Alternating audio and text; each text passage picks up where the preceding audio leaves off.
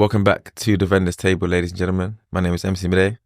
Today we are joined by a man of many ministries. We've got Io in the building. How you doing, bro? I'm doing well, bro. Good. Sure, I was going to try and list all the ministries, but I don't think I would do it justice. So I need you to let us know. I've got to do it. Let us know all of the above. I was writing it down. I was like, this one, that one. I was like, do you know what? This guy's been talking. Oh, hello, well. Yeah, man. So obviously, husband to one wife, father to one son. My wife Susan, my son AJ. So me and my wife run a church called A New Thing London, based in Shoreditch. Also run a ministry called 412 Men. From that, run something called Groom to Husband, which is a ministry meeting, sort of a community focused on helping single men transition to husbandhood. What else is there now? Oh, the list is long. Even you've forgotten us. I'm a photographer as well, studio, commercial, corporate. And I was doing mentoring and whatnot with men as well. That's a nutshell, literally. Yeah, let me keep it short and fine. Literally, yeah. We like that. Yeah. We're gonna get into a couple of those things. Yes. But before we do that, I want to do just a little icebreaker, just to see where we're sitting. Obviously, this is more from a guest perspective for you, I imagine. Yeah. But we're going to do this or that. Okay. So I'll just say two things. Tell me which one you prefer. Okay. And why. So 50-person wedding or 1,000-person wedding? Aye. Now 50. 50, yeah? Yeah. No. Yeah. Maybe that was a past life. Past life, I kick 1,000. My wedding was 800. Yeah, traditional. Yeah. Wait, when did you get married? 2017. Okay, so pre-COVID. Yeah, pre-COVID, decorum. Yeah. Decorum? Yeah. Oh, that 600 venue. 600 seated, 800 evening guests. Christ. Good times, man. Good times. But yeah, now I think I'm pro the intimate one now. But I guess that's with age. Fine, yeah. True. 8, 7. I'm gonna wrap because we're gonna get back to that as well. No problem, sir. Cool. Next one is live band or DJ. Ooh, hey. It's DJ. Yeah. You were having an hour in. Yeah, because I'm thinking live band is serious, man. But live band for try DJ for white wedding. Yeah. Yeah. What about the I don't even know what to describe them as, like the R&B live bands. Oh yeah, that's a shout. It has a bit more atmosphere to the performance. That's why not all three shit? I think I'll stick with DJ. Just for range. Okay, yeah, true. You get that versatility in that. Yeah, I need range. I hear that. It needs to go from R&B to garage to everything. So yeah, I hear it. There's got to be garage in there. Yeah. Traditional photo booth or 360 booth? Ooh, traditional photo booth or 360? I'll say traditional because more people can get in it. Okay, fine. I'm a memories guy, so yeah. I hear it. Yeah. Hotel wedding or marquee wedding? Oh, hi. It depends what kind of level of marquee this is. Let's imagine they're both a grand hotel and a grand marquee. Okay, yeah. Oh, marquee then. Yeah. Yeah. Okay. Yeah. Fair.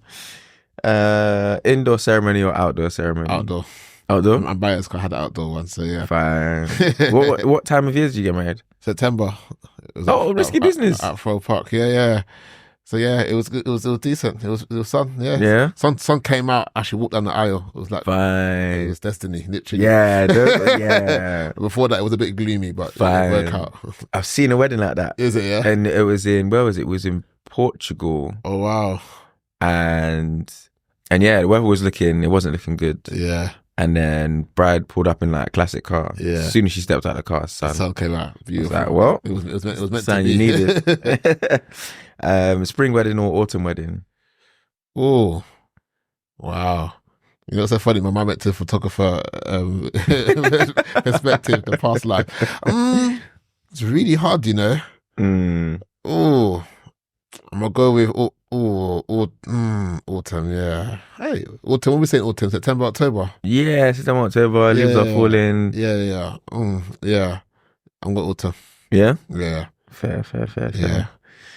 I think from what would I say on that? I think I'll go spring, you know. The flowers are blossoming, starting to get a bit warmer. I feel like the warmth in But British spring. autumn is not. It's a funny one though. It can be a hit or miss though. We've got that little Indian summer where it's warm in October or whatever. Yeah, It's a funny one still. So yeah, it's true. Nowadays October is a busy month for weddings because you still get a chance of decent weather, and decent rates. that as well. Off peak. Sounds like a man that has planned the wedding. I used to do wedding photography in it. So It's true. We know it works, but literally, you need to make it work for yourself. 100%. So quickly we'll just touch on the ministries, but the two most pertinent for today's one. Yes. 412 men. Yes. What's it about? So essentially, funny enough, it was birthed out of two areas. So I think me and my wife were just like kind of like counseling or just advising a few couples, and I was seeing like a pattern with the common issues that were coming up with the boyfriend and girlfriend, and I was realizing, you know what, there's a lot of stuff that was going on with the guys that I thought maybe they needed a guy space to talk it through. I was seeing stuff that, you know, that I used to kind of think or see, and I thought, you know what, these guys just need a space where they can talk amongst other guys to really hear it from other guys, rather than being in a setting that kind of be a bit, I wouldn't say intimidating, but that's a bit intrusive or a bit that's uncomfortable, so to speak. So there was that reason. And then the other reason was that there's just bare spaces for women to do what they're doing. There's hardly any for men. So I was quite big on just creating a space where men can come together. And a lot of guys that I was with were like, man, we just start like a Bible study for men or whatever. I was like, oh yeah. And then I thought, you know what? Let me start. So those are like the main two reasons. So, but about 412 men, just a space for us to optimize our manhood, a space for us to practice community, accountability, responsibility. Those are like our main three values. And there's a space for us to grow as brothers, you know. So yeah, we've been going for 7 years this year, I believe. So nice. Yeah, it's been going good, man. So that's it in a nutshell. So my vision is that each man that comes will mentor 12 men before they die, and those 12 men will mentor 12 men over 4 generations. Someone should be able to trace back their mentorship to your mentorship. So I think, like, you know, if I want to change the landscape of manhood, let me change it one man at a time. That's my goal. Start small and let it grow. So yeah. No, I love that stuff. Yeah, man. Literally. Yeah, of course, it's made from many trees. Yeah. So then, off the back of that, then Yeah. came Groom to husband. Yes, that's right. Yeah. So Groom to husband. So a lot of the guys that started up with me, they were single, then started to get into relationships, and then I wanted to try to advise them in that area as well. So I thought, you know, let me create something that's just for the guys that are engaged, that are about to get married, create a space just to give them the realness of what marriage life is like. Because obviously, I think for guys, that whole process is very much them fixated on making that day happen, and maybe we don't give ourselves much space to process what we're feeling or expectations, or just prepare ourselves beyond the actual day. So I wanted to have a space where I bring some older seasoned guys, bring some early married guys, and we just sit down and just discuss real life, give us stories, give our wisdom, our counsel, and and just prepare them for the realities of marriage. So yeah, I think that's not really emphasized a lot as it should be, especially for the guy who's expected just to get on with it. So that was my heart behind that. For sure. So yeah, and then going on from that, then obviously your husband yourself. Yes. What is a husband to you? What is that? Hi, wow, what a question. What's a husband to me? A husband is a steward, a provider, a visionary, a guide, a support. A husband is, a helper. A husband is someone that protects. When I think of a husband, I just think of a person that's been ordained to be a foundation to allow his wife, kids, or his community to be someone that he can build upon. So I see a husband that's like a pioneer or frontier that prepares a way for everybody else to follow through. So that's how I see the role of a husband. Yeah, and that can take on many forms depending on whatever context that looks like. You know, so I think one key thing I take as a husband to my wife is that I want my husbandhood to be judged by how well my wife flourishes. So take great pride in making sure that I'm not a hindrance to her blossoming. I'm more of an amplifier of that. For sure. So, and I see that in the order of creation where she was made last. So she sees the crown, sees the beauty of everything that we do as a couple. So yeah, that's what I would say for myself in that context. So yeah. Wonderful. Yeah, So the ministry groom to husband looks at that journey from being a groom to husband. Yeah. So what are the main differences? I know because as people that plan their wedding, they spend a lot of time thinking about the wedding day. Yeah. And maybe sometimes not even giving as much thought to the marriage as the wedding day. So what are those things that as grooms or guys that are preparing for marriage, or even those that are waiting for somebody to come along to marry, what are those things that they should be looking at and preparing for when that time does come and then they become husbands? So I think because you're marrying a woman, and I think because of what the marriage represents, it being like an intimate covenant, I feel like there's a need for guys to make sure that there's a level of emotional maturity in regards to their self-awareness, their ability to express themselves, their language, in doing that. I don't know, it's a hot word in emotional intelligence, all those kind of things but they're real things when it comes to how we relate with people. More importantly, how you relate with your partner. Because I've got a phrase that marriage amplifies what's there and it reveals what's hidden. So when you get married, you've signed up for a mirror. Yeah, I've heard that. When you get married, you've literally signed up to have the best of you being brought out and the worst of you being brought out. And marriage you should be hopefully marrying somebody that's a safe space enough to handle both, where you can share your flaws and share your highs, and it's an environment that you're both cultivating to bring the best and out of each other in those contexts. So that looks like integrity, honesty, forgiveness, transparency, vulnerability, and all of those take humility, take self-awareness, takes a lot of emotional range to be able to express all those sort of things. So I'm very big on guys being able to communicate well how they really are, and then obviously the goal, hopefully you are marrying someone that you feel safe with, to be able to express that in a way to your partner that allows the bond to become much more richer. Because I've realized that we draw closer the more open we are, and then the more close we are, the more distance it is. And our wives are, I don't know what it is, man. They've got some sort of gift of where they just know something's not, something's off. And obviously, I encourage wives. There's always a right time and the right place to talk to a guy. You know what I'm saying? Women can talk from morning to evening about everything, but sometimes guys just need the right moment to process and to speak. So I'm very big on that area for guys, because it's an area that I've seen a lot that's pop up where I'm like, okay, how you respond to this emotionally is too late. That's causing unnecessary aggravation to a relationship, where maybe there can be some real time cues. I'm like, you know what, babes, right now I'm kind of whatever. That's ways that we're communicating, we understand each other a lot more. That avoids unnecessary, higgy hagger in the union. So that part there, I would say also like the vision element, I think, is very key.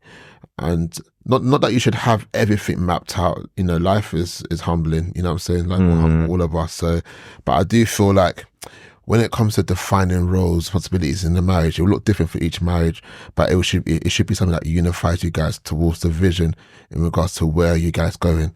What do you want to become? That vision can be tangible in regards to where you want to be, what you want to, house or location or job, and also what kind of person you want to become as well.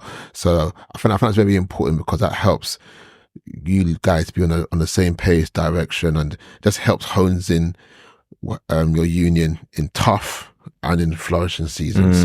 When you have vision, and a united vision that has shared values and shared roles, responsibilities. So as a man, I think it's good that you take lead in that, initiate that, and work together to build that. So what else is there? So those are probably the main two, Okay. Yeah, vision and emotional maturity. Nice. Yeah.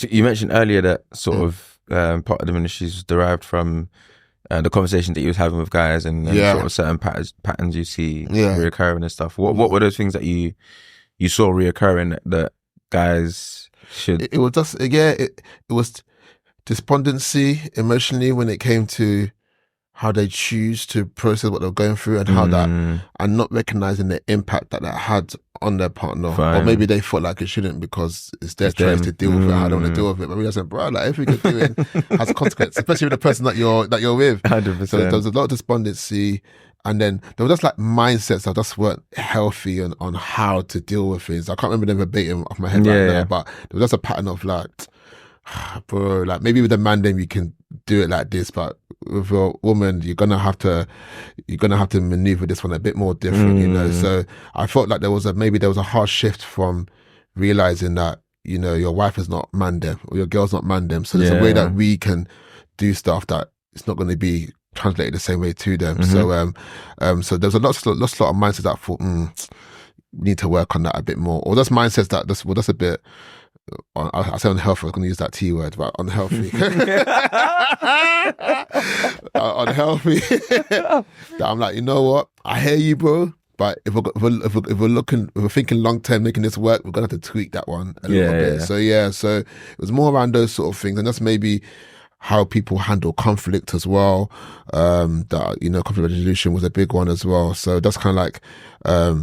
I feel like sometimes the logic of guys versus the emotive reason of women. There's a lot of, so just that how to handle impasse and how to like maneuver those things.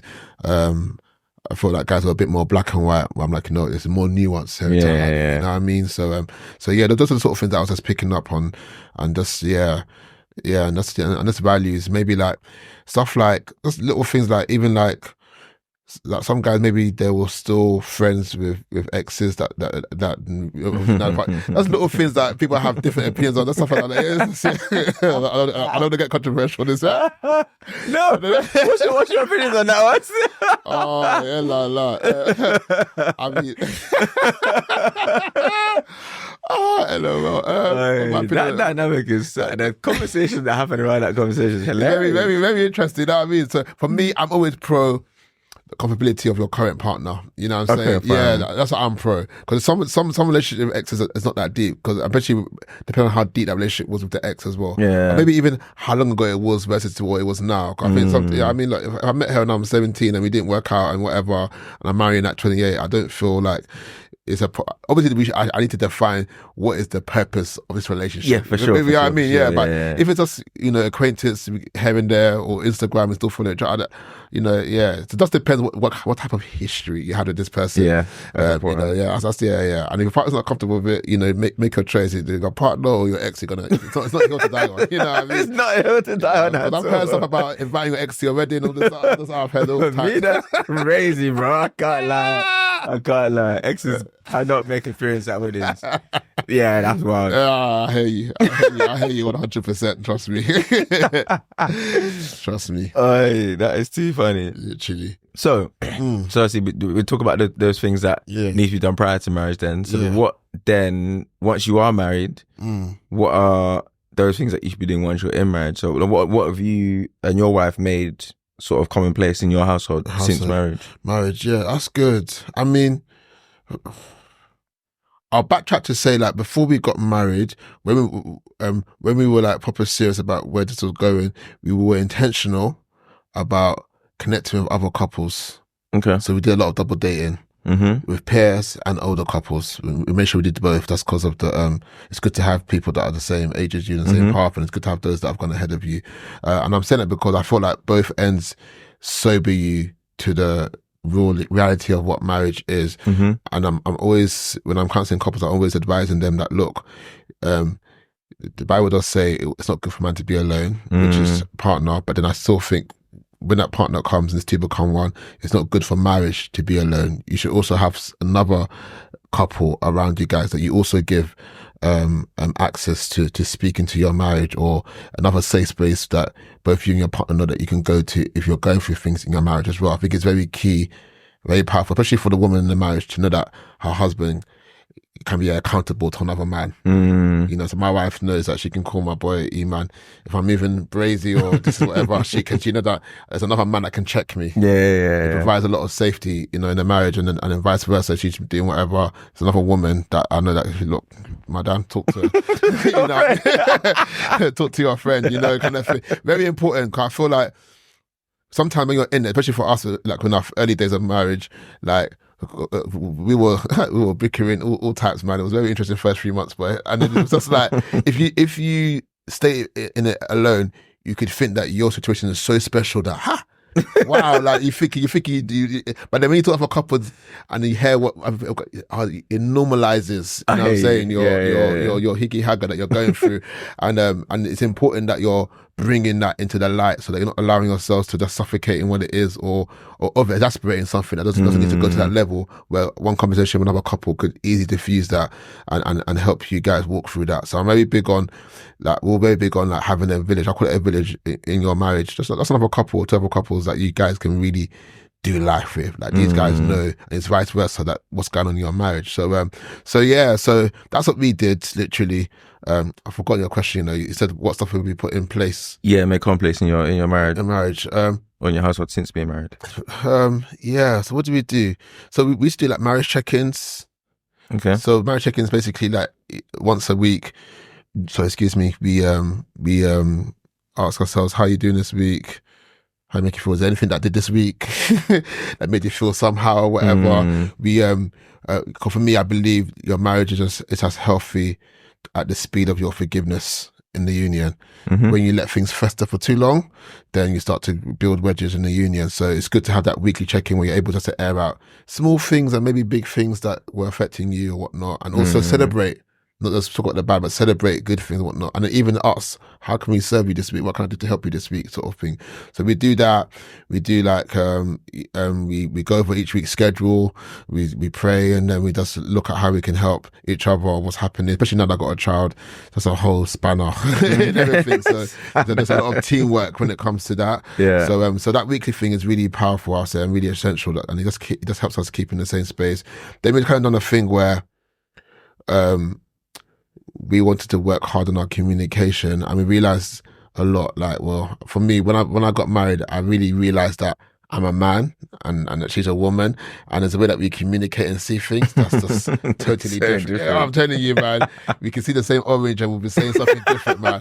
So we realized that it was very key for us to make sure that we're touching base on us, making sure that we're communicating well through just sharing how we're feeling about certain things that are being done. So we just try to make sure that we're like, it's just little things like, oh, you know what, babe, when you say like that, you know, it kind of made me feel X, Y, and Z and whatnot. And for me, it was a lot, because as a guy, if you don't like something, you just let the person know that, look, yeah, don't do that again. But you're not really going to explaining about how it made you feel. Yeah. I'm just like, bro, like, I said, don't do it. don't do it.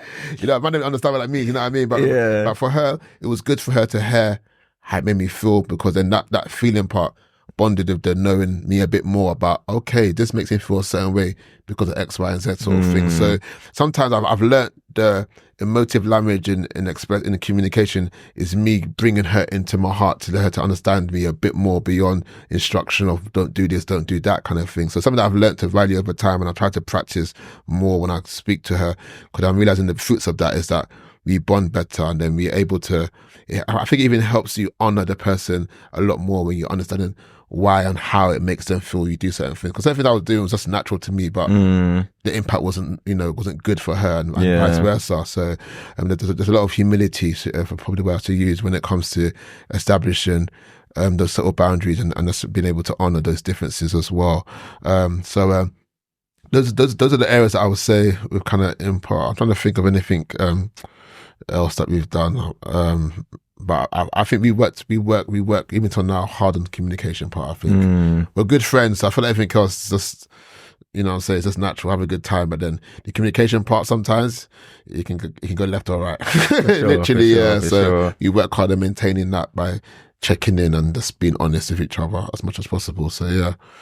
I think that's important. I think sometimes as guys we kind of get stuck in our ways of this, how we communicate. And it's worked so far, and it should be enough. But You don't have to. Because you literally bring in two complete separate lives together. You've been raised with different values and morals and by different people. So 100%, man. And to bring together and merge that into one is always going to be a challenge, right? Always going to be a challenge, right? Bro, we argued over the direction of the couch. Obviously, I'm a photographer. I like pictures, so I wanted to have pictures like all around the living room. She's a minimalist. She wanted one picture. Yeah, I've got a lot of trainers, so I like to stack them by brand in their boxes. Yeah. So I normally and I lived with my mum and dad all my life until I got married. So in my bedroom, like I just stack them. You know what I'm saying? So in the flat that we had, I just used to stack them like neatly. I'm a neat person. She was just like, yeah, like, nah, we've got a shoe cupboard thing. That's what I was like, nah, I want to put them here. Like, had a big tiff, like 7:30 in the morning, bro. She was going to work, and then she just left, said, look, when I come back home, I don't want to see these boxes. I'm like, bro, we had tiffs over little things, bro. It was crazy, bro. Like, we even had argument over, because I'm at home now, so I cook quite a lot as well. So early days of marriage, obviously, she was working, like, we live in Croydon, she was working, like, west, like Ealing side, so it was like 1.5, 2 hours to come back home, whatever. So I was like, yeah, I'll cook dinner, I'll do whatever. And I actually enjoy doing it and whatnot. But obviously, it's early days, so obviously, the subconscious mindset is that as the wife, I need to be doing, I need to throw down, I need to whatever. But I was like, no, it's cool. Like, so we literally used to have a bit of a tiff about who's cooking. I was like, babe, there's some wives that are begging that the husband will come and cook. I'm here. We're arguing about cooking. You know what I mean? So it was just so funny because once again, it's the subconscious values of what you think you should be doing as a husband and as a wife that's coming in. I'm like, no, but this is our pattern. Yeah, for sure. I'm at home, working from home. I can cook. Why am I going to wait 2 hours for you to come home to cook something? Yeah. Your value as a woman has not decreased at all. Yeah, 100%. This is practical. You know what I mean? So honestly, I realized that we're both two different people coming together with two different ways of doing things. And yeah, we have to make it work, man. And God help us. It was a lot of work. The first 3 to 6 months, it was a lot of meshing. Yeah, I can imagine. Yeah, man. So yeah. I think I was just going to touch on that point around, like, obviously there's no one size fits all. Yeah. For these kind of things. So obviously, two people are different, but I think sometimes, nowadays there's this challenge sometimes with some people are traditional in some elements, some people are modern in some elements, and then finding the blend between how those two views are going to come together. Yeah. Obviously, you spoke about the cooking one, for example, and like a lot of women will have felt that their value is tied to childbirth, cooking, cleaning, all these sorts of things, and men they're tied to providing the money. Where some cases now your woman might be out earning you. 100%. Suddenly there's your head's around. That was happening a lot, bro. I know. I'm telling you, these women are earning. They're doing their thing. So their thing, man. And I feel like sometimes men kind of get themselves into situations where they're managing a situation that ideally they wouldn't want to be in, or that they're not comfortable in, or that's bringing out some insecurities in them for some other reasons. But obviously then by time, if it then gets to marriage and you're holding up that mirror, then it's only going to be trouble. So how do we kind of work these things out in enough context before getting to that point? And then make that informed decision of, okay, do we want to go ahead or do we need to part ways? Yeah, man. Like you just said, that is the main key, like honest conversations about how do you actually feel about this current circumstance you're in, i.e. if your partner is earning more money than you, what values does your relationship have that holds the union together where you don't feel less of a man based on how much money that you make. You know what I'm saying? So this now is a test of character. This is ego. This is and once again, like I said before, vision. So me personally, like, because when I say marriage, I'm like 2 is 1. So I'm like, what's mine is yours, what yours is mine. I'm thinking, I'm of the mindset of like 2 is better than 1. Like us coming together means that the potential has increased. So I think the test of marriage is how much of you are you still bringing to the marriage rather than we. Fine. So and I feel like money is a big test in that area. It is, yeah. That's a common one. There's a common one there. So for me, it's a mindset thing now of like, even like going back to like, why are you guys together? What's the quote unquote purpose, vision of the union? These things diffuse all these other areas where we're trying to bring these status to the relationship that makes us feel this is who we are, rather than, no, this is just a fruit of what I can do. Yeah. You know what I mean, kind of thing. So I feel like there's a lot of that. So, because I've seen couples where, yeah, the wife earns more than the husband, whatever, and they make it work. Because for them, that's not the why. That's not the why of they're together. Sure, you know what I mean? Like, sure. there's a greater thing that's there for, you know. So it all boils down to like purpose and vision of the union, the why that you guys are together, and the mindset you have towards, you know, am I defined by what I have or who I am? You know what I'm saying? Because like marriage will humble you. I've had boys that were rich, you know, got money, whatever. The more the richer than a partner, got married, and then, like, you know, job market situation happened, lost their job. It's 2 incomes down to 1 income. The wife is holding it down. Yeah, you know? yeah. Is he now no longer a man because, you know what I mean, before he was the one that bring. So I feel like life has a way of humbling us, where I feel like there's a lot of wisdom that has to go beyond what do I have, beyond like who am I? You know? And are you loving a person or what they can do for you? Yeah, for sure. You know what I mean? So yeah. So and I'm real with people that I'm like, look, guys, if you know you can't handle a partner earning more than you, then you don't be with a partner. I'm practical, bro. I'm practical. You know, I hear you. Let's not try to make things work that in our hearts is doing us. You For sure. You're wasting people's time, man. You know what I'm saying? You're wasting your time. I agree wholeheartedly. Don't do that. You know what I'm saying? So if you don't have the heart for that, like, keep it moving, bro, until you find a situation like that you have the heart for to keep. Sure. You know what I mean? 100% That's my practical advice. You know what I mean?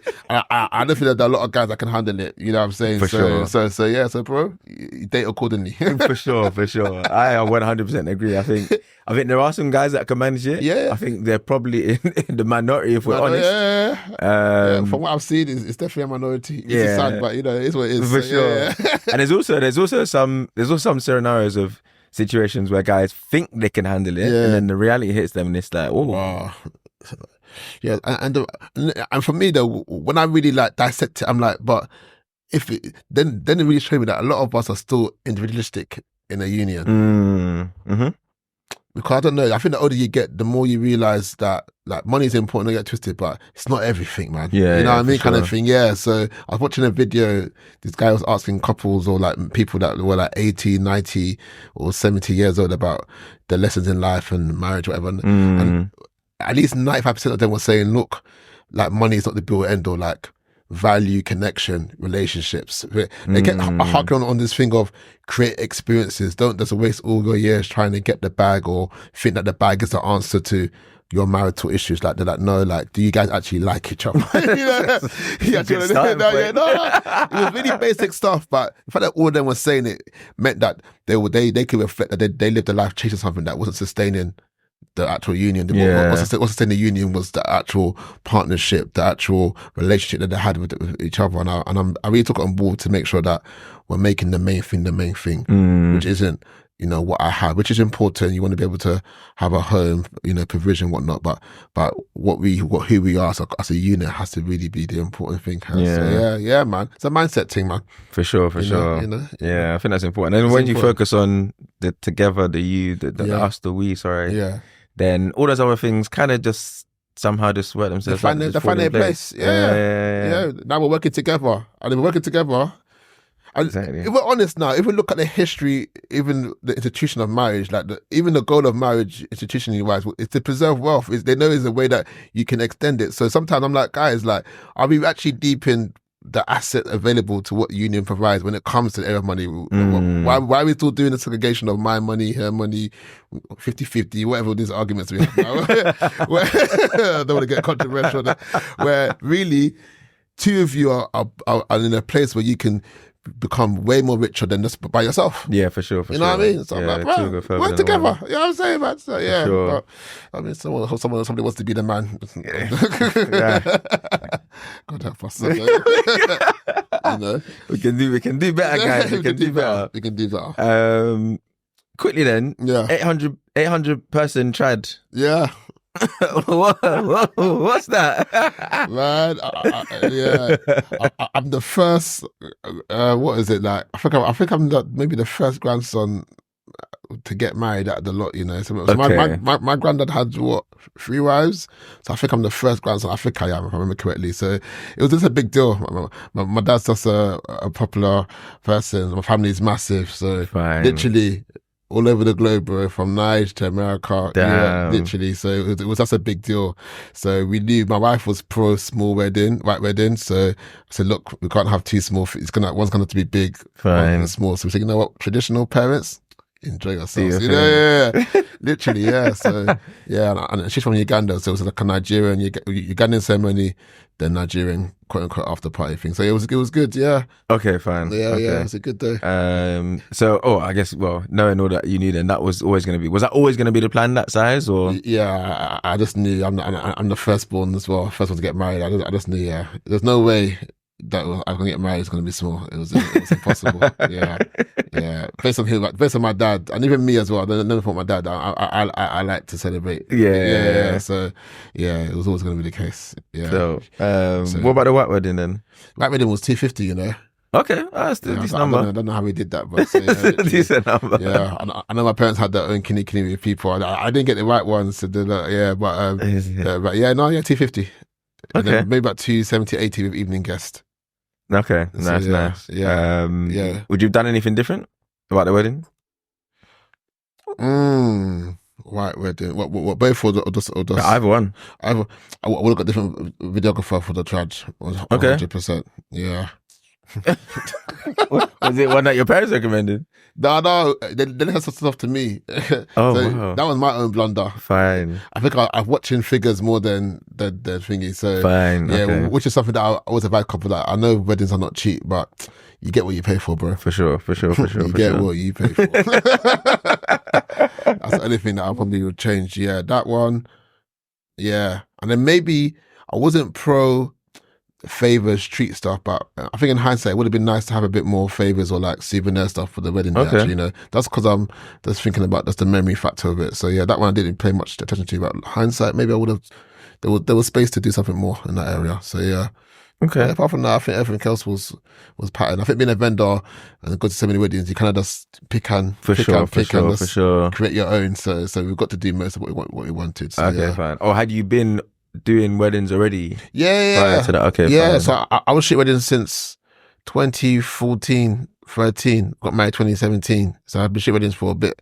Okay. Up to that stage. So even me as a vendor, I was getting vendor prices. Fine. So got married at a good time, man. 2017. 2017 prices now. Hey, bro, I'm hearing prices now. My boys get married next year. So it's like, wow.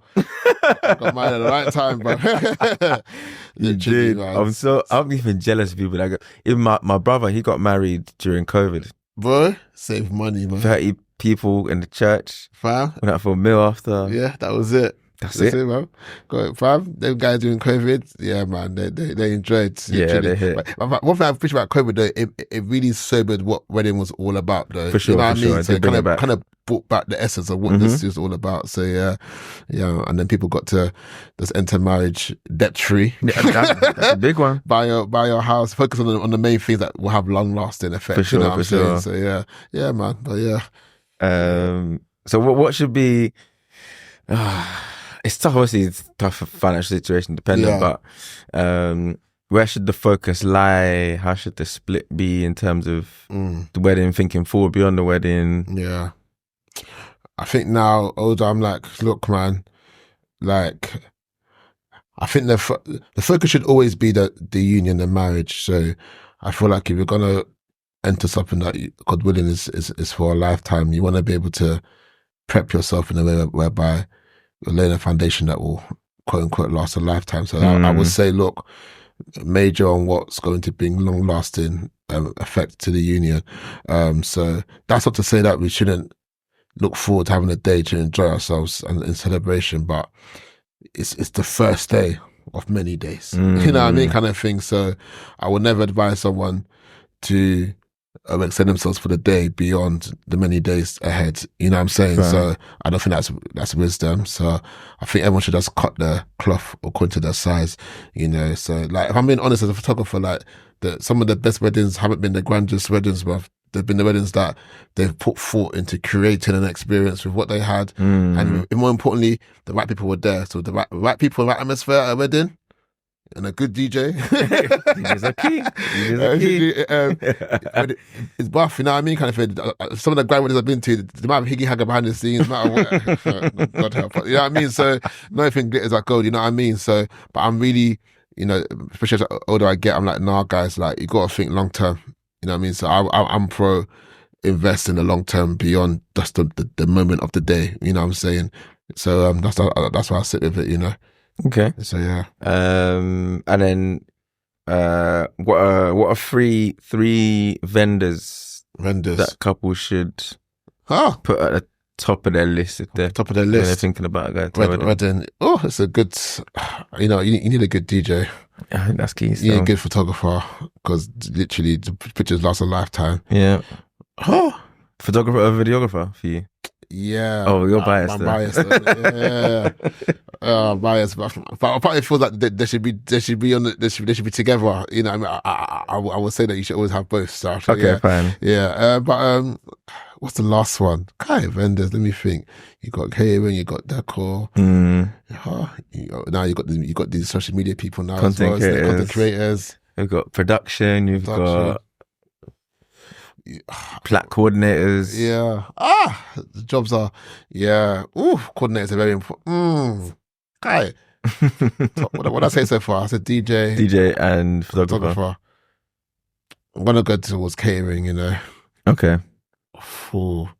Yeah, man, it's a long day. If you don't have, one of the first thing that people ever complain about or praise is the food. For sure. Have you been at a wedding where food run out? 100%. Good, disturb the whole mood, you know. Speak for everybody. It's long for everybody. It's a long day, you know. Literally, yeah. Catering, photographer, and DJ. Yeah. That's a good feature. In fact, I'm gonna remove photographer. I'm gonna say you can't pick that one. Okay. Because that wasn't his bias. Yeah, true. So we've got DJ and then food.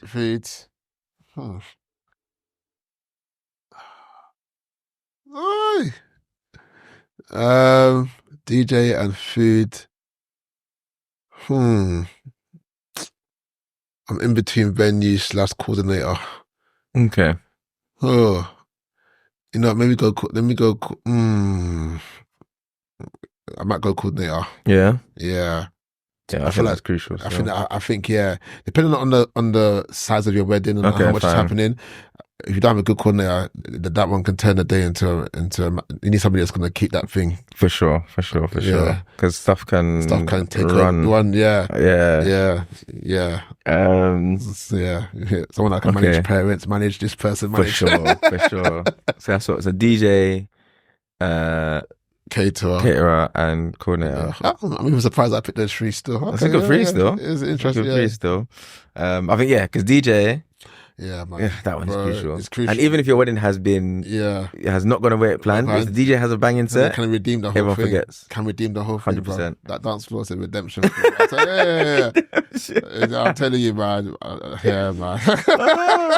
It's crucial still. Yeah, entertainment is crucial. Yeah, for sure.